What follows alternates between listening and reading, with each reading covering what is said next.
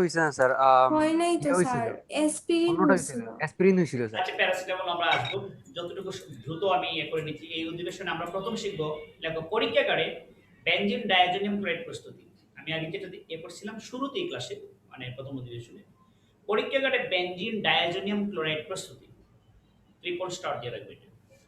পরীক্ষাগারে benzene diazonium chloride প্রস্তুতি।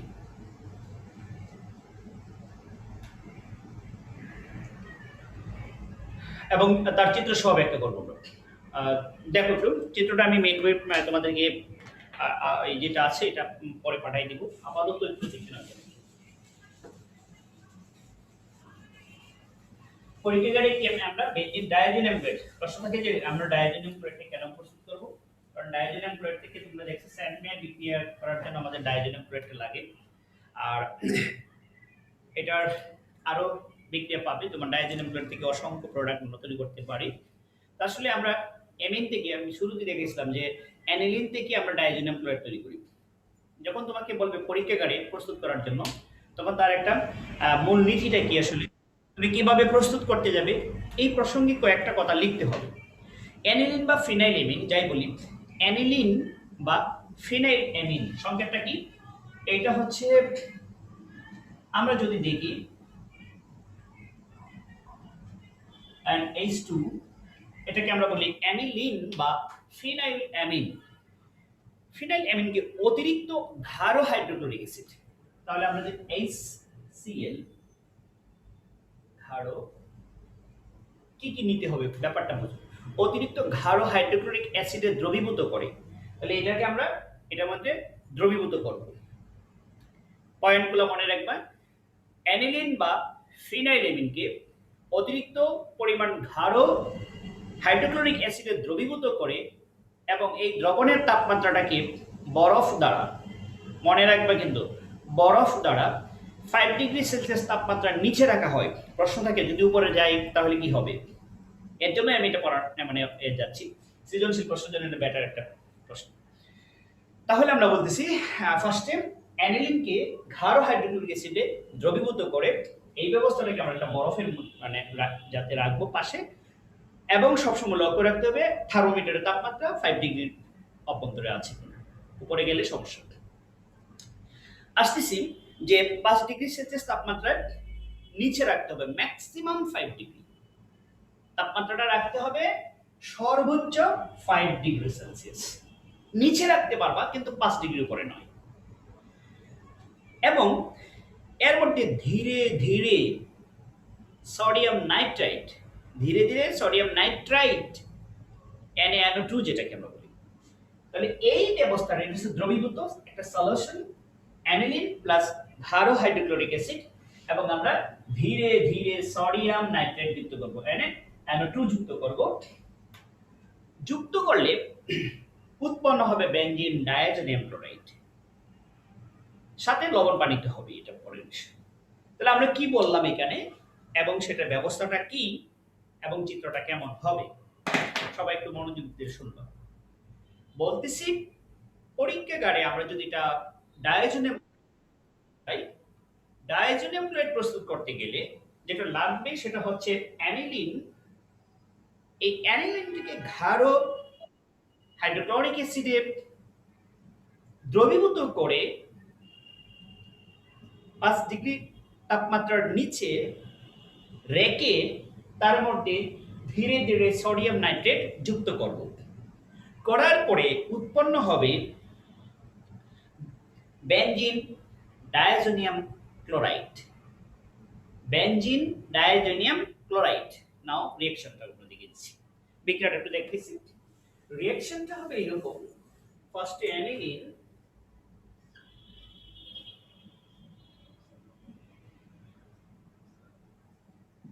and H2 plus HCl, বা তুমি এখানে কনসেন্ট্রেশন বা CONC লিখে দিতে পারো, plus sodium nitrite NaNO2 sodium nitrite, উৎপন্ন হবে benzene diazonium chloride. Benzene diazonium chloride সংকেতটা হবে কি, একটু আগে দেখাইছি N2Cl লিখে ফেলো, আর যদি গাঠনিক সংকেত এটা লিখতে পারো, প্লাস লবণ পানি। NaCl plus H2O। এই দেখলাম আমরা পরীক্ষাগারে এই পদ্ধতিতে ডায়াজোনিয়াম ক্লোরাইড প্রস্তুত করা হবে। তাহলে তার চিত্রটা কেমন হবে আমরা যদি একটু চিত্রটা দেখি, একটু আমার সাথে সাথে তোমরা একটু চিত্রটা অঙ্কন করবে। তাহলে আমরা যে এখানে নিলাম এই চিত্রের মধ্যে দেখলাম এটা একটা স্ট্যান্ড, স্ট্যান্ডের মধ্যে একটা থার্মোমিটার ঝুলিয়ে রেখেছি। যে থার্মোমিটারটা অ্যাকচুয়ালি এই কনিক্যাল ফ্লাক্সের ভিতরে এই যে সিস্টেমটা এভাবে থাকবে, আর এইটার আমরা একটা পাত্রে যেটা এখানে রেখেছি তার পাশে বরফ ধরবো, সেটা বরফ হাতে ধরে রাখবো না, অন্য কিছু দিয়ে আমরা রাখবো। জাস্ট দেখা দিয়েছে কি তোমাদের হাতটা সুন্দর ধরে রাখছো, আমারটা না, আমারটা কম করি। এই জায়গায় রিলে করে আস্তে আস্তে বরফ দিব এই কারণে তাপমাত্রাটা যেন ম্যাক্সিমাম যদি হয় 5 ডিগ্রি, না হইলে সে 0 থেকে 5 ডিগ্রির মধ্যে আমরা এটা রাখতে হবে, অন্যথায় অন্য কিছু হবে সেটা আমি বলতেছি। এবং আমরা আসলে এই জায়গায় যদি একটু বলি তো এইভাবে বরফটা রাখা যাচ্ছে না, তাহলে সবচেয়ে বেটার হলো আমি একটু এই জায়গার মধ্যে আমি একটু বলি, এটা আসলে এইভাবে সম্ভব না, দুঃখিত। এই জায়গায় ক্ষেত্রে আমরা সোডিয়াম নাইট্রেট যুক্ত করব, আর বরফগুলো এখানে রাখি, হ্যাঁ এই টেবিল, আর সোডিয়াম নাইট্রেট যুক্ত করব, তখন এটা সবচেয়ে ভালো হবে। এই জায়গায় আমরা হাতটা একটু লম্বা করে দিই,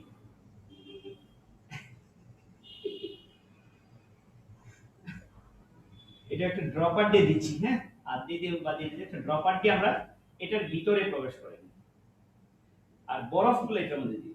হ্যাঁ বরফ কার দরকার পড়ছে, হাত দিয়ে ধরে বরফের মধ্যে এইভাবে রাখুন। তাপমাত্রা কত থাকবে? 5 সর্বোচ্চ 0 থেকে 5 এই তাপমাত্রা ডিগ্রি সেলসিয়াসে থাকবে, আর উপর দিকে NaNO2 দেওয়া হচ্ছে, আর এখানে আছে কি এইটা। তাহলে পুরো অংশটা আবার একটু দেখি।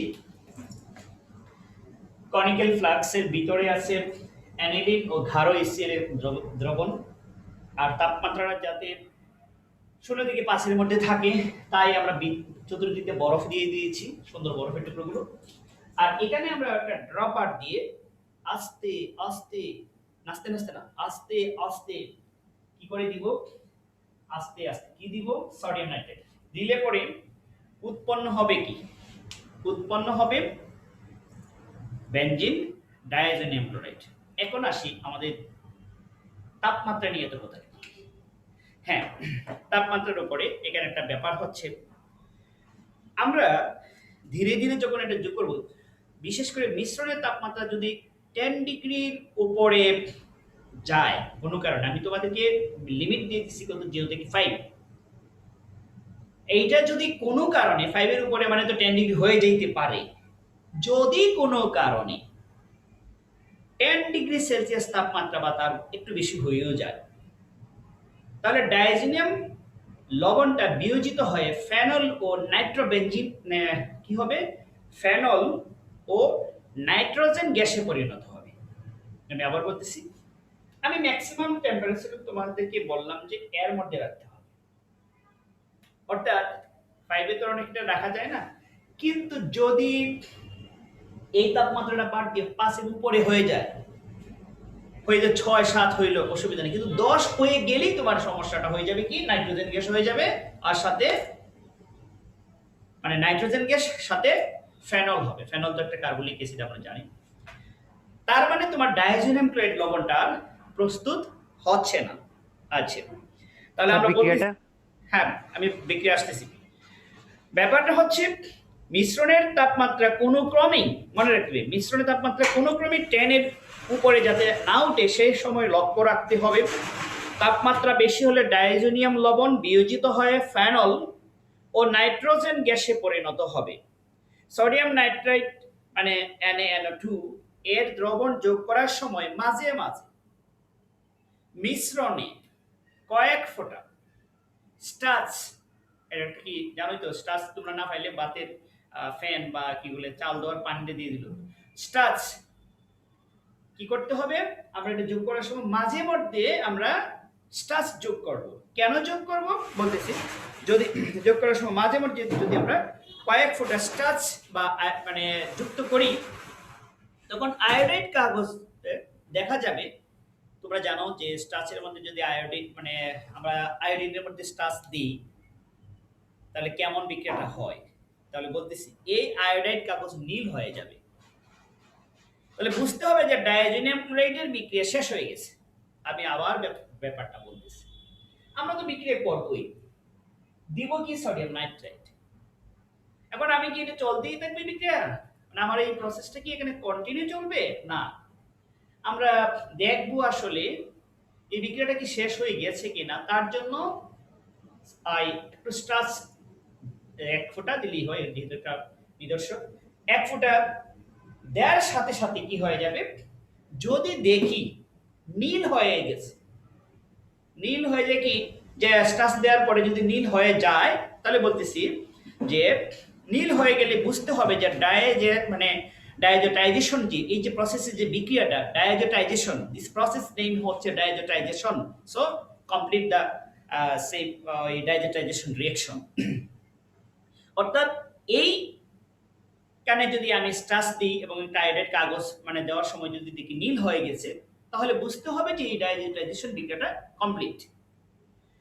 এরপরে বলা হচ্ছে মিশ্রণে যুক্ত নাইট্রাস অ্যাসিড বর্তমান রয়েছে। মিশ্রণের মধ্যে কি আছে? নাইট্রাস। আমরা আবার বলতেছি মিশ্রণে যুক্ত নাইট্রাস অ্যাসিড বিদ্যমান রয়েছে। এই অবস্থায় দ্রবণটা যদি হালকা হলুদ বর্ণ ধারণ করে, তাহলে দুটি পয়েন্ট বলতেছি, একটা হচ্ছে নীল আর একটা হচ্ছে কি হলুদ বর্ণ। এই অবস্থায় যদি দ্রবণটি হালকা হলুদ বর্ণ ধারণ করে, উৎপন্ন ডায়াজোনিয়াম লবণ পানিতে দ্রবীভূত হয়ে যাবে। মানে এই যে লবণটা হয়েছে তার মানে বুঝবে এটা পানিতে দ্রবীভূত আছে। এই ডায়াজোনিয়াম লবণটাকে জলীয় দ্রবণের জৈব সংশ্লেষণে ব্যবহার করা হয়। জৈব সংশ্লেষণগুলোর ক্ষেত্রে, অর্থাৎ কোনো এই আমরা সংশ্লেষণের জন্য এটা ব্যবহার করি। তাহলে লাস্টের পয়েন্টগুলা আসলে ইনফরমেশনগুলো যেটা দেওয়া আছে এখানে, এটি খুবই গুরুত্বপূর্ণ। কি কি পয়েন্টগুলো আমি আবার বলতেছি। সোডিয়াম নাইট্রেট দ্রবণ যোগ করার সময় মাঝে মাঝে মিশ্রণে কয়েক ফোঁটা স্টাচ আয়োডাইড কাগজ, আমি আবার বলি স্টাচ আয়োডাইড কাগজ সিক্ত করে দেখা হয়। স্টাচ আয়োডাইড কাগজ মানে স্টাচ দেওয়ার পরে আয়োডাইড কাগজ নিয়ে আমরা কি করব, দেখব ভিজানোর পরে সে তার কালারটা কেমন হয়েছে। যদি সেটা নীল হয়ে যায় তাহলে আমরা বুঝবো ডায়াজেশন মানে ডায়াজোটাইজেশন কমপ্লিট। মিশ্রণে যুক্ত নাইট্রাস অ্যাসিড বর্তমান রয়েছে। কেন? কারণ সে নীল বর্ণ ধারণ করেছে এবং আমরা বুঝলাম ডায়াজোটাইজেশন কমপ্লিট। এবং এখান থেকে মিশ্রণের মধ্যে আমরা বুঝতে পেরেছি যে এটার মধ্যে কি আছে, আর এটার মধ্যে নাইট্রাস অ্যাসিড আছে। যদি নীল বর্ণ না হয়ে সেটা হলুদ বর্ণ হয়ে যায়, তাহলে বুঝতে হবে ডায়াজোনিয়াম লবণটা পানিতে দ্রবীভূত আছে। কি হইতে পারে? হালকা, একেবারে হলুদ না, হালকা হলুদ বর্ণ যদি হয়ে যায় তাহলে বুঝতে হবে ডায়াজোনিয়াম যে লবণটা হয়েছিল সেটা পানিতে দ্রবীভূত আছে। এই ডায়াজোনিয়াম লবণটা জলীয় দ্রবণে আমরা কোথায় ব্যবহার করব? এই লবণটাকে যেটা দ্রবীভূত থাকে এটাকে আমরা জৈব সংশ্লেষণে ব্যবহার করে থাকি। আজকের ক্লাসটা এখানে শেষ থাকবে। রিভিশন দিয়ে আমি এই অংশটা রিভিশন দিয়ে এখানে শেষ করে দিচ্ছি। ফার্স্টে এটা যেটা এখন পড়ানো হয়েছে সৃজনশীল প্রশ্নের জন্য 3-4 অর্থাৎ 7 মার্কের জন্য সবচেয়ে গুরুত্বপূর্ণ আমার কাছে মনে হচ্ছে, কারণ এটা স্ট্যান্ডার্ড একটা সৃজনশীল প্রশ্ন করার জন্য এটি বেটার। এবং আমরা যে বোর্ড পরীক্ষার প্রশ্নগুলোর মধ্যে দেখবে এটি সবচেয়ে সৃজনশীল প্রশ্নের জন্য 2 মার্কের জন্য না, 1 মার্কের জন্য আসলে এটা একটু বেশি থাকে। তাহলে পরীক্ষাগারে আমরা ডায়াজোনিয়াম ক্লোরাইড কিভাবে প্রস্তুত করব, এরপরে ডায়াজোনিয়াম ক্লোরাইড থেকে স্যান্ডম্যান বিক্রিয়া তৈরি করা যাবে কিনা, বা এই ধরনের প্রশ্নগুলো হয় আর কি। এই ব্যবস্থাটার মধ্যে আমরা যেটা দেখাইলাম এই জায়গা থেকে কন্ডিশনগুলো কি কি আছে, তাপমাত্রা কত থাকতে হবে, যদি তাপমাত্রাটা 10 ডিগ্রি হয়ে যায় তাহলে কি হতে পারে, বিক্রিয়াগুলো।